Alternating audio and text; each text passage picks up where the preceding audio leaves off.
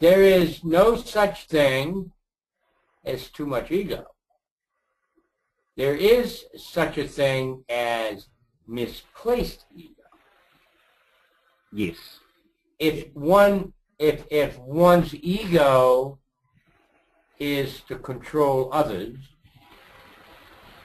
to their benefit, that may be misplaced.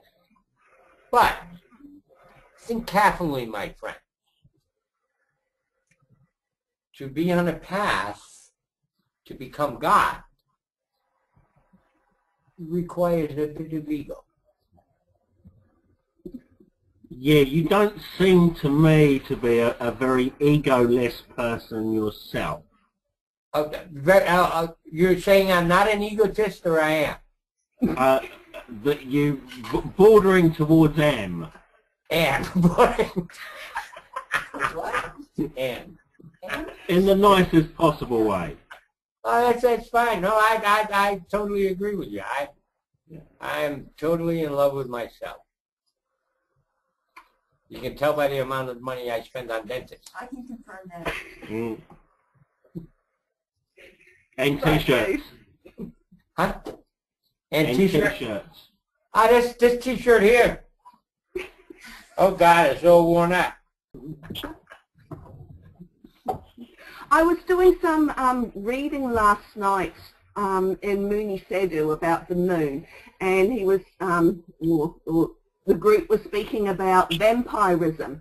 And when our son Fox goes round and stays with my dad, they sleep in the same bed, and that sort of made me panic a bit because they are so closely bonded I couldn't bear the thought of separating them. Please, please ignore anything about vampirism or possession or stuff like that. When we wrote the Sadhu book in the early 50s, the objective was to enhance the possibilities of the average yellow spirit body realizing there is something that could take them closer to self. And we had to play with all the superstitions and prejudices, but we had to deal with all those superstitions plus the dogmas of the commercial religion in order to try to allow people to realize that it's possible to see auras, that it's possible to be a telepath, that it's possible to unify. So a terrific amount of metaphor was used, particularly in regards to extant superstitions. By extant, I mean a thought form that was developed enough over a period of thousands and thousands of years where if you said the word, the average Joe Blow would know what you were talking about. See, that's dogma, that's thought form. Thoughts become things. And so we had to deal with all them precepts and try to mellow them out. Ain't nobody going to go chewing on your neck. Except Carl.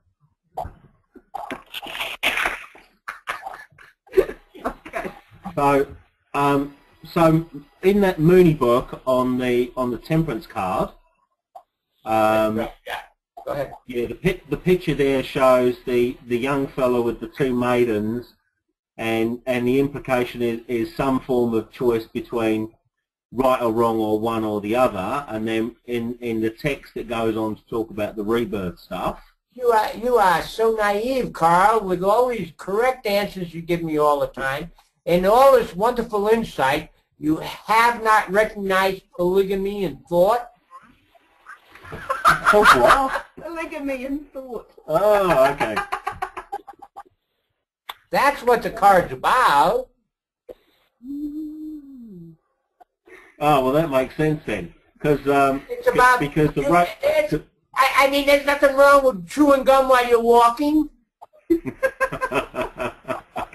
I mean, you can read a book while you're taking a shit. You know. Fair enough. then Wake does the single woman with the 2 cups. So and I think the top book's something entirely different. So it just seems to be about giving birth to these thoughts. Yes. Right, but multiple. Unity not only demands, but procreates duality. Unity is saying there's more than one. So you can't have temperance without excess. Correct. Correct. And then when you've gone too far down that scale, you come back and balance it out at Temperance. Well, now the excessive aspect, that's the part that you balance when we get to the strength card. When we get to that lust card, that'll be the one you balance by recognizing how much you need and holding that and then spending the rest on your spiritual development. But until you have achieved basic sustenance, basic what is necessary as a family, is that has to stay primordial in the pursuit. Yeah. If you do not keep that primordial in the pursuit, you'll never get anywhere on the other end, because as soon as you're going to start really pushing on the other end, something will pop up on that material end with your children, your wife, your family, or something that requires immediate attention and dissociation. If you train yourself, you see, you can do both at once. That's a trick. So rather than running from one end of the seesaw to the other, or I think you call it teeter-totters, the idea is to actually stand at the fulcrum and just shift your weight there so you can try and balance the whole thing out. I mean, you turn it around and all of a sudden, God forbid, I'm not prognosticating in any way whatsoever, but all of a sudden you're at work, you get a phone call, one of the children are in the goddamn hospital. A tree fell and hit him in the friggin' head. Now, how much attention are you going to pay to your spiritual path during that time if you have not prepared yourself? And see, when you have prepared yourself and when you are capable of doing this, then you can actually take energy from that spiritual side to manipulate the material side. That's a debt. See, an adapt, A-D-A-P-T, they're adapted surviving in society. An adept, A-D-E-P-T, can survive anywhere.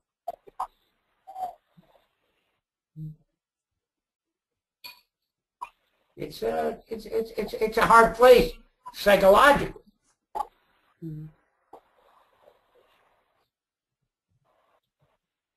That's why there's so few of us. And most of us look confused all the time. The further you get, the more confusing it was. Did you catch that, Carl? Philippa didn't. Philippa heard is. I said, the more confusing it gets, the more confusing it was. I didn't say it. You heard is. See, so what you heard is what you were thinking, because you're thinking in this place and not both places. Carl heard is. No, he heard was. You heard is. You see what I mean? In other words, the objective is to do away with the confusion. Yes. It's not hard. So today's confusion is tomorrow is yesterday's clarity. Yesterday, today was tomorrow. Yeah. And tomorrow, today will be yesterday. And any confusion you have today is there to assist you. It's telling you you have to shift your weight just a little bit there over that fulcrum.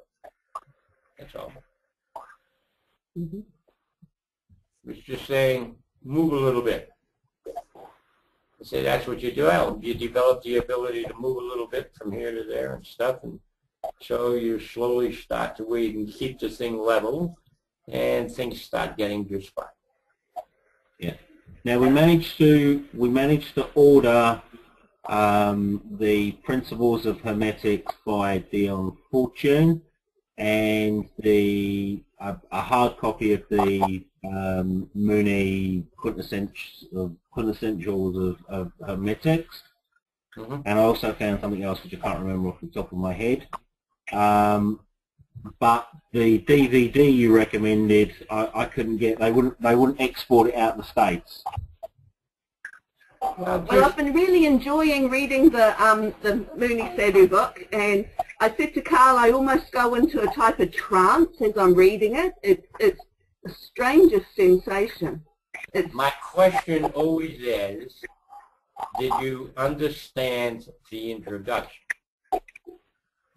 I actually haven't read the introduction. I've just been reading the pages that relate to the paths we're studying. I haven't sat and read it cover to cover. Yeah, one should read the introduction. Okay. One should definitely read the introduction.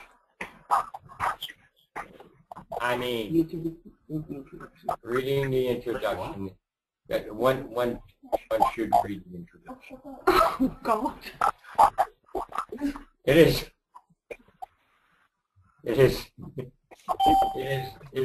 necessary to read the introduction.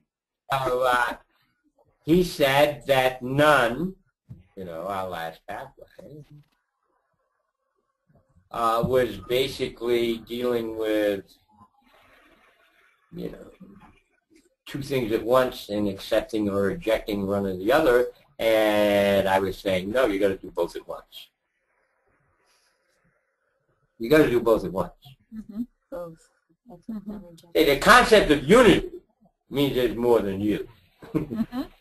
I mean, otherwise there's nothing to fucking unify with, right? Right. Mm-hmm. So you got to be able to do more than one thing at a time. Mm-hmm.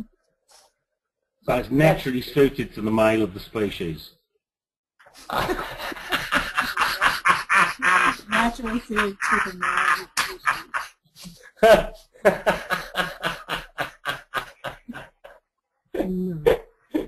But so that's what we were dealing with, So I used examples like sitting in front of your dressing mirror while you're talking on the phone, while you're putting your morning face on, stuff like that. I mean, you can do two things at once. Sitting on the toilet taking a shit, reading a book. It's not that hard. Not a difficult paradigm. When the paradigms become difficult is when we finally get you to the point, which we will in about 4 weeks, 4 weeks from now, unless I have to spend an extra week focused on one place. 4 weeks from now, hopefully we will get you to understand how you can love and hate at the same time, because you've all done it. I mean, there's no way, there is no way you can be a mature human and not have done it. This is hermetics. I mean, we're going to get you. And it's so fucking complex, but the only reason it's complex is because there's all these other things going on in your life that you have to deal with constantly, and you haven't had time to think about it. But it's like, love and hate at the same time. It's so much fun. It's so fucking real. See, that's what it is. Every one of my children are adept. Huh. They are not all major adept, but they're all adept. Yeah, I thought it was interesting when you talked about how we choose adept parents, or adepts choose to be born to adept parents, I guess that's Within the adept community, once you're there, you'll be there probably by the end of the year. Once you're there, you turn around and you go like, well, am I going to finish this time? Do I want to be a fucking tree, or am I going to come back and help?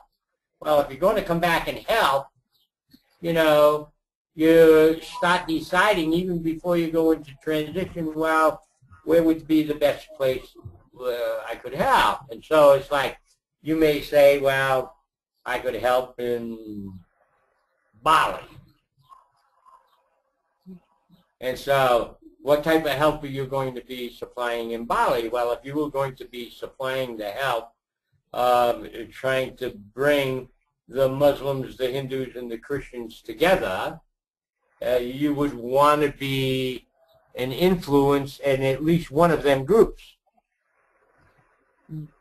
right? So you would start seeking parentage. And in my case, I found the best way to seek parentage was to recruit, my last lifetime, recruit two of my students who were already having children and stuff, you know, and make a deal with them. See? So you make deals like that. Once you're in the Gulf, it doesn't matter if you adapt or not. You're still in a position to be able to make a decision. But if you're not an adept, you're probably not aware of the time span of your relationship. It's so pretty. It's just color. It's just so pretty that your time doesn't necessarily relate. And all of a sudden, you know, you're getting kicked back out the gate, back down here to hell. And you have a very short period of time to pick which fetus you're going to enter. And so, you know, you may end up starving to death in Bangladesh if you don't put some energy into it. See, that's how it works. But if you put a little bit of energy into it, then you go where you want. Now, irregardless of that, is the yellow spirit body. Your yellow spirit body is decided basic demographics. But it makes a basic demographic decision. Say that the most poignant part of your development in order to achieve total contact may be that you have to go through, maybe you might have to achieve extreme comfort and control. You might have to do that. You know, the extremely rich, controlling asshole motherfucker. There's a possibility that they may be showing a karmic relationship to self. So it's not us to judge that. Unless they interfere with your space, it's not us to judge that. So your spirit body picks the best it can if you're not helping. If you're helping it, then it gets even better. But even if you're not helping it, it picks the best you can. So you turn around, if you're starving to death in Bangladesh and come to see me, my job is to get you in touch with yourself to the point where you can figure out why it needed that and make goddamn sure you get it done that lifetime so you ain't got to do it again. That's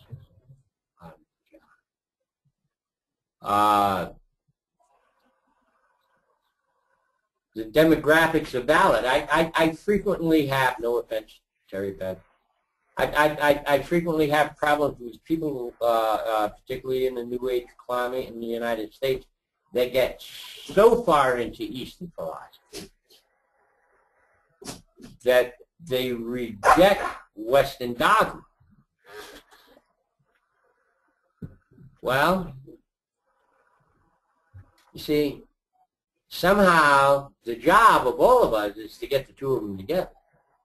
But when they get so far into the Eastern that they reject their Western and don't try to create the plan. Well, it's like you were saying, you got love and hate at the same time. You got to have them at the same time. And It's a matter of creating. as far as our community here, it is absolutely. Oh, honey, you're in Unity. It's a Christian church. No, it's perfect. It's wonderful. Absolutely embracing both. Yeah. It's wonderful. But what I'm saying is, I mean, it's sometimes a real conflict. I run into people that are so goddamn stuck on, you know, if you're supposed to fucking be a Buddhist, you'd be an Indian. That doesn't mean you can't incorporate Buddhism into your Christianity and make a balance. But you see what I'm saying? It's like it gets real. Yep. It gets real selfish when you get to that point. To get to that point, the first thing you have to do is become totally selfish. You have to be selfish. You absolutely have to be selfish. It has to be, you were made by this thing, whether you want to call it God, goddess, it, whatever the hell it is. If it's real and it made you for a purpose. And the best I've ever been able to do with Hermetic logic is to assume that it wanted me to be myself. It didn't give a shit what other people thought about me. Doesn't make a shit how people treat you. Self. True to self. That's the ticket. That's the ticket. That's all Hermetics is. Once a week, Bhagavan gives a lesson. It's a week lesson. It's a one sentence, and we're supposed to contemplate it all week. This week's was, the awakened one is true to self. The awakened one trusts self. The unawakened one trusts others.